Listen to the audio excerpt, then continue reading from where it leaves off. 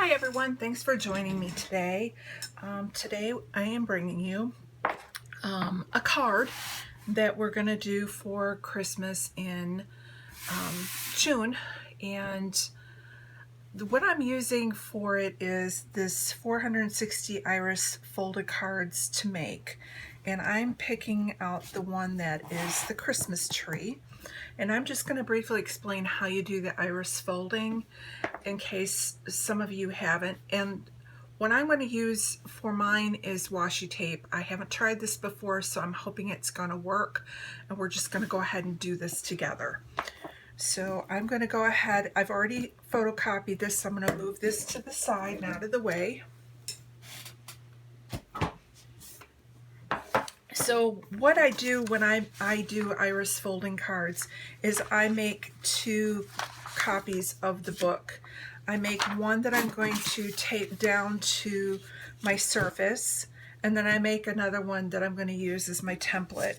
And then what you do is you just trace on the back. So I don't know if you can see the pencil mark, or you can use a light table or your window, but you're going to basically cut the outline out, and then you'll place it on top. Now this is actually going to be the back side of my card. This is not going to be the front of my card. The front will be when I actually flip it over, and you'll see that in a minute. So what I am going to do is just take a little bit of washi, and I am just going to lightly tape it down. Now normally I use like Scotch tape to do mine. I don't have any right now, so I'm just also going to use washi tape for making this. But the way you do an iris folding card is you are just going to do strips of paper, and the thinner the paper, the better. So like, for example, if you had leftover Christmas paper, or you have like origami paper, that's better, because what you do is you cut a strip of it, you fold it in half, and the folded edge is what you're going to hopefully see from the front of the card. In this case, what I'm going to do is I'm going to set this to the side for a minute.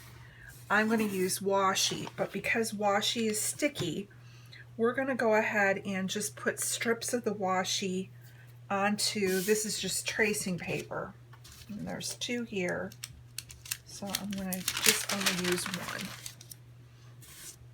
And so I'm just going to go and put these down. And with the iris folding card, some of the cards take multiple, most of them only take 3 colors. So this is going to be the 3 colors. And I'm not sure if this is going to work on the tracing. Hang on. Getting a little bit of wrinkles, and I don't want that.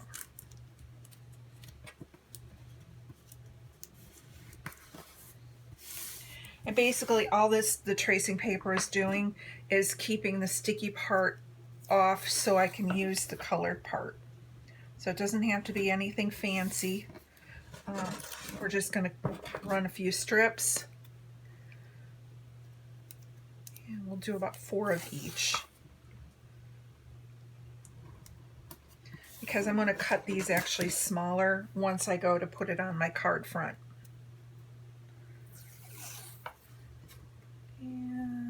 That one.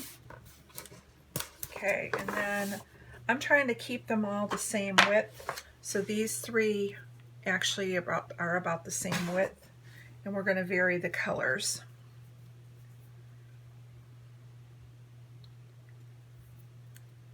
Okay, so we have a pine cone, and we'll do about 4 strips of these. And again, if I run out with the washi, it's very easy to go and run a few more strips to complete the project, but I really don't think it's going to take a whole lot. Now this is a great project for if you still have those old, very, very, very thin papers that we all used to scrapbook with 20 years ago that are in the Christmas colors. I know I still use them. I just back them onto a heavier piece of cardstock. So with those, because they're thin, they won't add a lot of bulk to the iris card. And you'll see in a moment what I'm talking about with the bulk, because what you're basically doing with an iris card is you're going around in the circle and you're following the numbers on the pattern, but what it's doing is it's giving a layered look for when you actually look at the cutout in the beginning. So, all right, so there is 4 of each. I'm just going to try and peel this up real quick. I'm going to cut off the edge. And then I'm just going to run this through my straight edge. But you can see how with this tracing paper and the washi, it's very, very thin. And so I think that's going to keep it from bulking up. I'm just going to cut this off. And it's attacking that other piece. Hang on.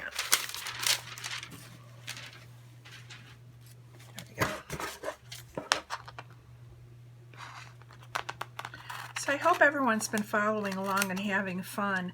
I know that when Moira mentioned it at the end of 2019, I thought it was such a great idea, because we do get to the October, November time of the year, and all of a sudden we're scrambling to make cards.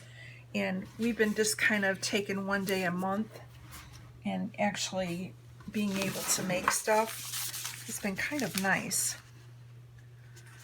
I think instead of using my cutter, I'm just going to go ahead and freehand cut it. If you want to be cleaner and neater, you know, obviously grab your 12-inch cutter. I'm pretty sure I can quickly trim these off. And so they're still going to be the thickness of the washi. They're just going to be not sticky on the back. So see how this is running a really thin strip.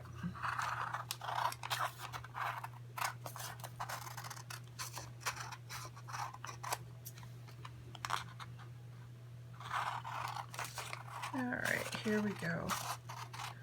I hope my lighting is okay. I went and I've been working from home, and as many of you who follow me may know, back in like March and April, when the whole COVID thing started, my employer had us working unlimited overtime to try and get our volumes manageable so that from the work and home environment we were still servicing our customers at a good rate. And we're regulated, so we have certain time frames we have to get things done. And so I socked away all my overtime money. And then I've also been on a spending freeze for the last year, and I've done pretty good. I've had a few stressful slip-ups, and we had our own exceptions, like if we already belonged to a kit club, we could continue doing that, things like that. But I've really saved a lot of money, and I've been going through and organizing my room. Well, as I've been working from home, I realized that how I had my room set up was not optimal. I had a futon and it was kind of set up like a den, but my kids don't live at home anymore and no one but me uses this room. And so 2 weeks ago I had the futon taken out, and when IKEA opened back up again, I now have a full wall of the IKEA Calic storage and the workstation table, which I am loving. And I'm still trying to put everything away and find a place. It's like reorganizing your kitchen. You got to find the perfect place to put your tools. So I'm still in the process of that, and I'm trying to figure out my whole lighting and my camera situation. I film with my phone, and the one that the bendable arm I had for holding my phone doesn't work with this table. So I've got an old tripod and I've kind of set it up So hopefully the lighting's not too terrible. Once I get everything in my room, then I'm gonna see if I can figure out what I'm doing here and see if there's a better option. And I can't find, I'm assuming my good tripod is down on our main floor of our house, because it's not where my normal camera equipment is. So I need to locate that, because the tripod I'm using right now is pretty flimsy, but it's working. It's a pretty rigged up system right now. I have the tripod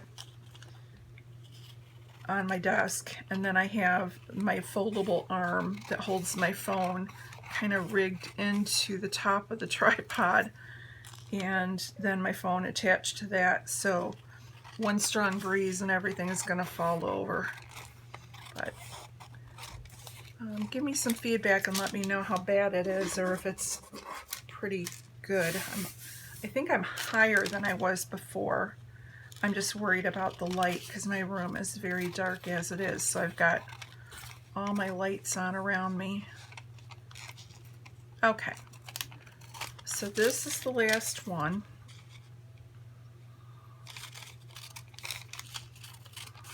And then we have our strips. There we go. Like this.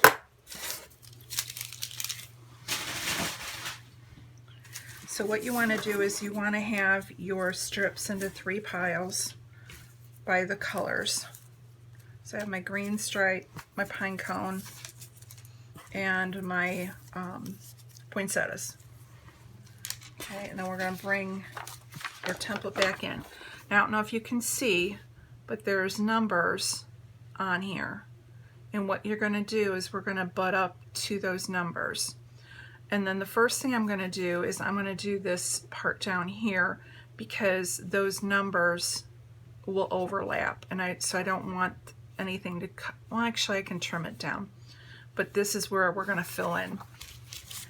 So we're going to take our first piece, and you're going to put it upside down so that when you turn it over, the right side's out. And you're just going to find where it's at, and you're going to tape it down. Now I'm going to have to do a little cutting because of it's going to run into that little the base of the Christmas tree. So see how I've cut it so that I can see it from the front, but it's not going to cross the Christmas tree. Yeah, we're just going to trim it. And then we'll use a piece of washi to hold it down.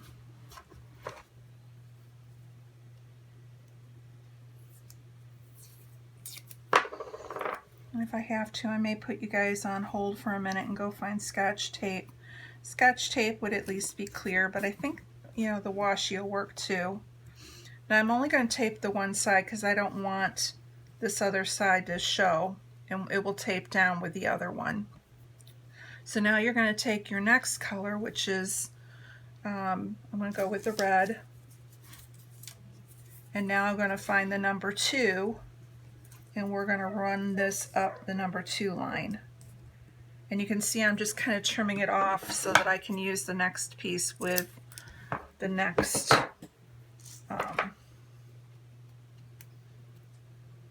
one on this strip here. And you only need a little bit to tack it down, because this is actually going to be put onto a piece of cardstock.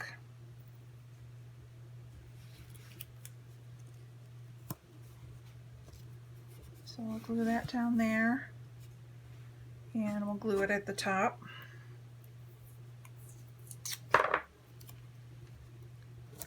Now we're going to grab the third color, which is number 3, and that's going to run down this side.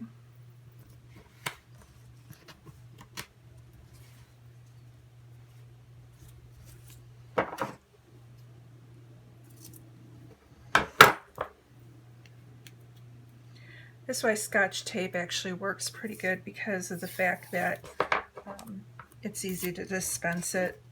I just don't have any with me in my room right now. So I'll line it up good. Tape that down. Tape the other side down. And now we're going to start over again with the number 4, which is the same color we did the first one. And again with this one, because of that little bit of a base, I'm going to have to do a little bit of a trim.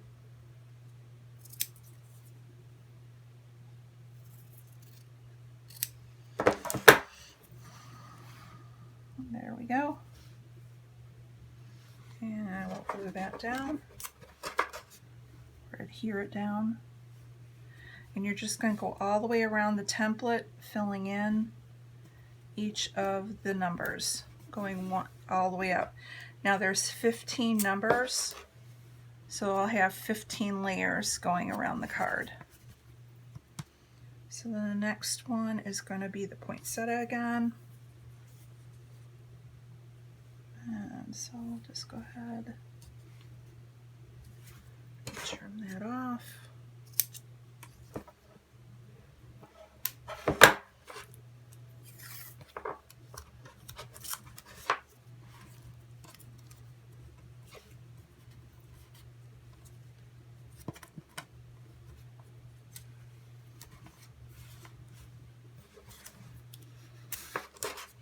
And it doesn't matter how messy it is on the back side, as long as you can't see what you're gluing down in the middle, and you try and keep the bulk down.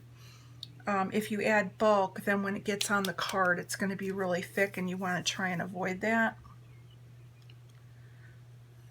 And I'm going to go ahead and trim, because I'm catching so much of this white on this pine cone. I'm actually going to trim off some of the edge, which won't affect what you see, but it's going to show more of the color on the front side. Let's try this.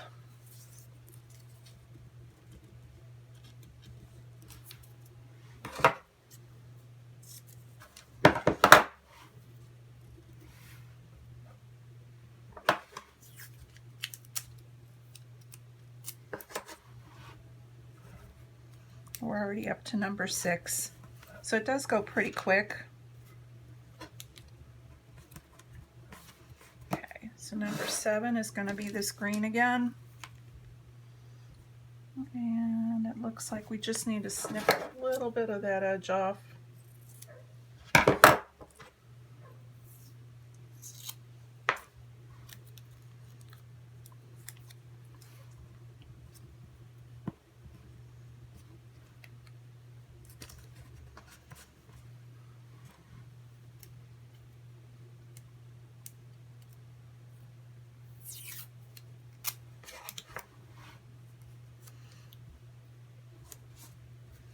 Alright, now 8 is the poinsettia, and I need a longer piece, so we're going to take out one of the new ones, and we're going to go ahead and trim that one down.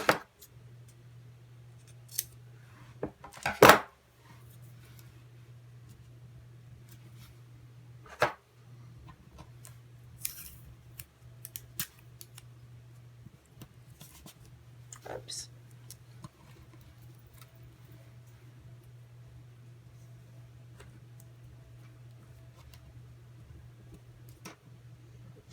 And I gotta just be careful of that tip, because I don't want the back side of the washi that I'm using to adhere down to show through. Okay, that looks good. And there's that one. Now number 9 is the pine cone again. And again, I'm going to use the piece that was trimmed up a little bit. And as you get to the center, you're not going to need this, the pieces that you're cutting are getting smaller and smaller. So you don't need real big pieces. As you can see, I've got all this left over, and I probably won't even touch it which is fine.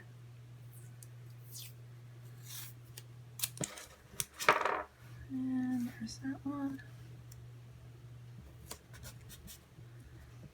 Okay, so number 10 is the green again.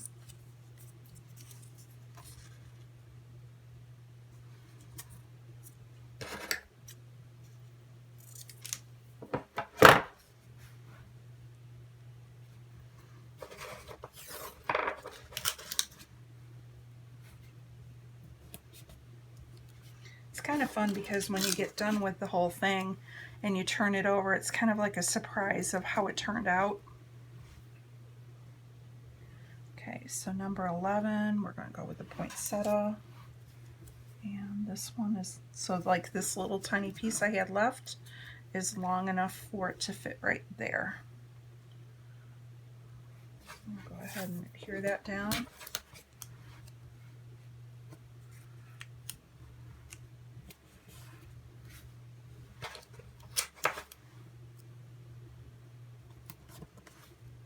And then we need the pine cone again.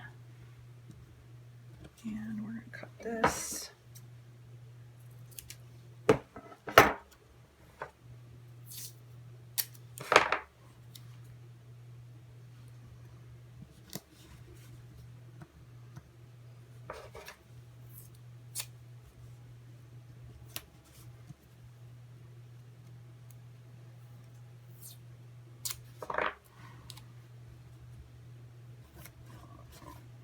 Okay, now we need a little bit of the green. So this is going to be the last piece of the green. So I didn't even need 4 stripes.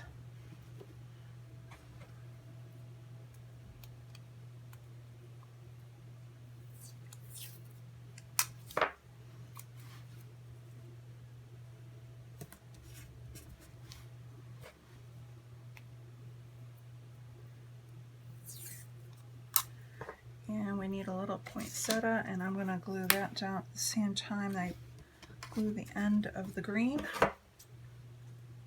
Cut that.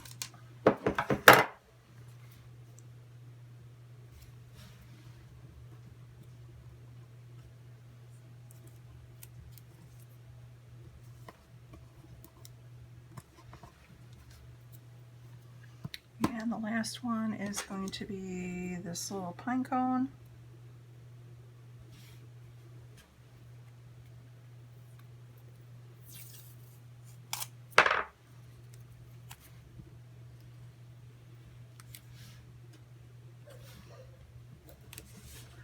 So again, doesn't look very fancy, but when we flip this over, hopefully it all went well. Oh, wait a minute, we got to do our base.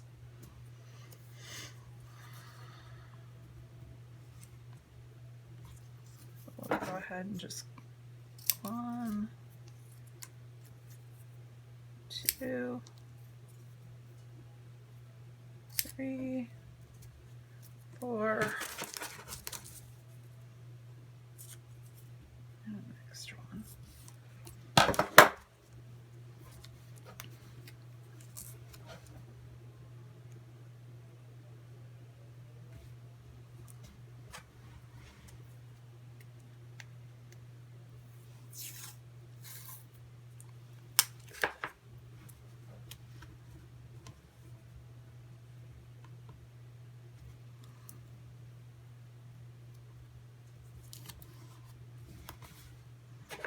And then if anything that's showing over, because I know like a few of these have gone over the edge, I can just trim them back.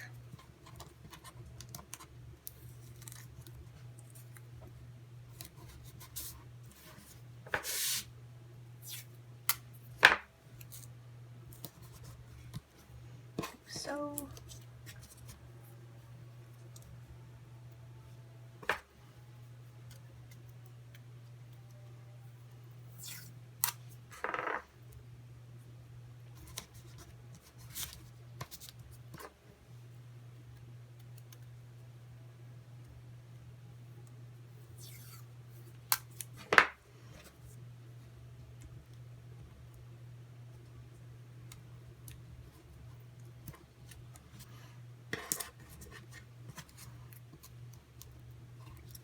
There's the last.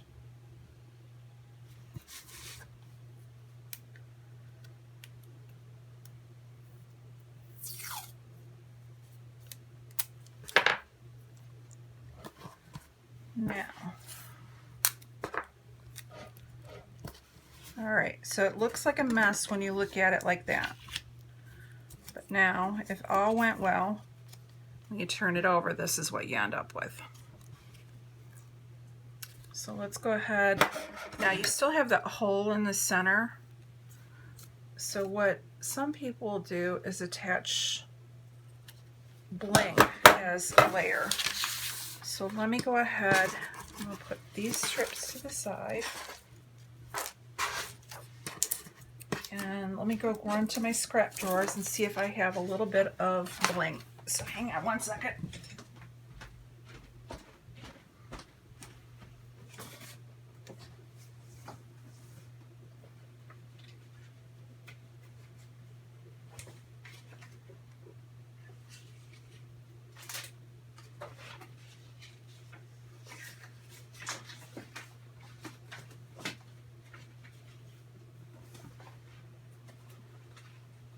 Sorry, I wasn't thinking about having that centerpiece when I started. But hang on. I have lots of scraps.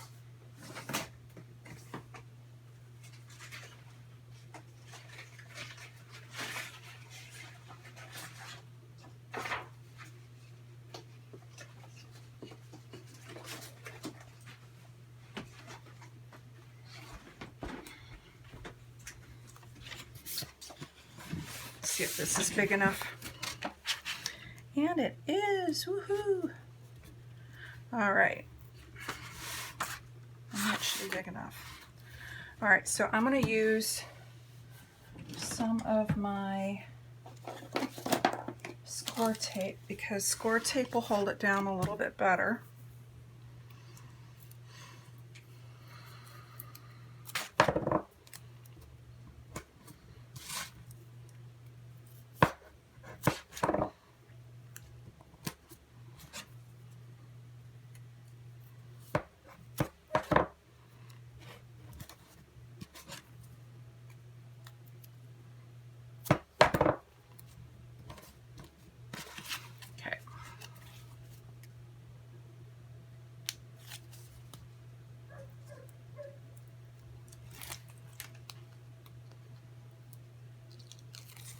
I'm hoping that scrap is big enough for the card base. We'll see. If not, I've got some 8.5 by 11 paper behind me I can grab. Okay, so we're just going to go, I just want a very thin silver mat, and so this will be perfect for that. And now you can see that through the center, you're now going to have silver. So we'll just go ahead and trim this.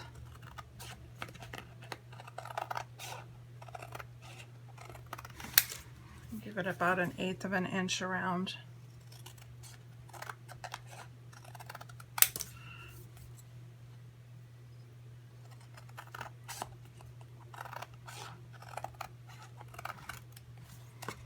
Now if I knew where my star punches were, I could go and cut some more stars out of my bling, which I'll probably leave it out and do.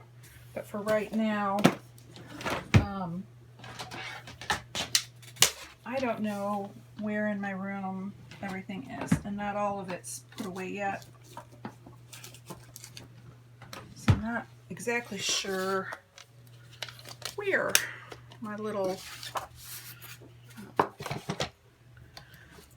card is. So let's see, that is, I'm going to cut that to 11. No. Hang on, I gotta do my math.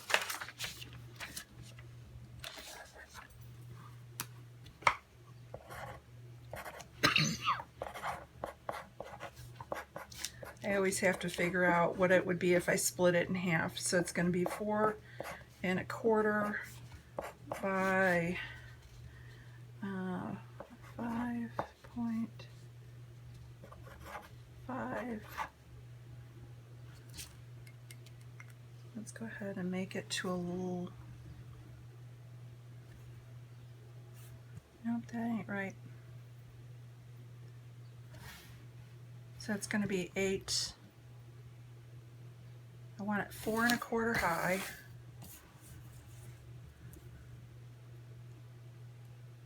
Nope. It's going to be 8 1/2 wide.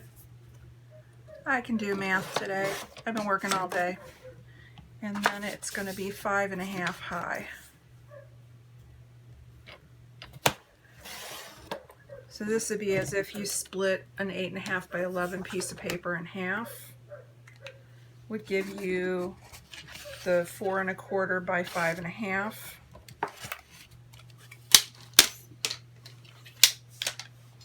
And so you would end up with 2 card bases for one 8 1/2 by 11 piece of paper. So we're going to fold it in half, and it just fits on there. We're just going to go ahead and adhere it, and then will just be red on the inside. I could trim the silver down a little bit more, but I'm not going to worry about it. I'm just going to adhere it.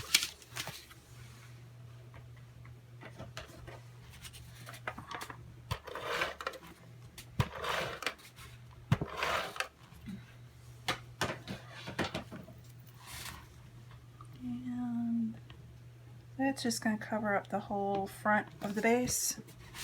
And like I said, you could go and put stars on here. You could put enamel dots. You could stamp Merry Christmas on here. And then you could do a sentiment on the inside. But that is an iris folded card. And again, you don't have to use washi tape if you didn't want to. You could use some... oh, what do we got? Again, like something thin like you would find like for origami paper, or some of the old pattern paper, or if you wanted it more distressed, you could distress the edges of what's going to show in there. But if you want a clean edge, you fold it in half. So your piece of paper that you would cut, you would take and fold in half, like so. And then the folded in half piece would be what would be showing on your card. So I want to thank you for joining me today. Hopefully you found some this helpful. Again, the book, I want to say I got it like at Borders or Amazon.com or somewhere. It's 460 iris folded cards to make, and it gives you the instructions on how to make them. So there's things like tulips, apples, here's all with triangles, diamonds, and they give you the template, so all you have to do is photocopy them, and then you can make the different cards. The windmill, here's a butterfly.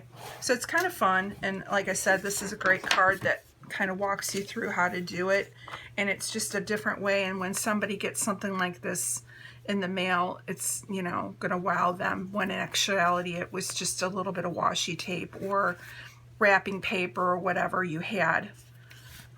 Actually, I think it would be kind of neat. Let's go ahead and play a little bit more. I think it would look nice with an edge. So let me go ahead and just outline it.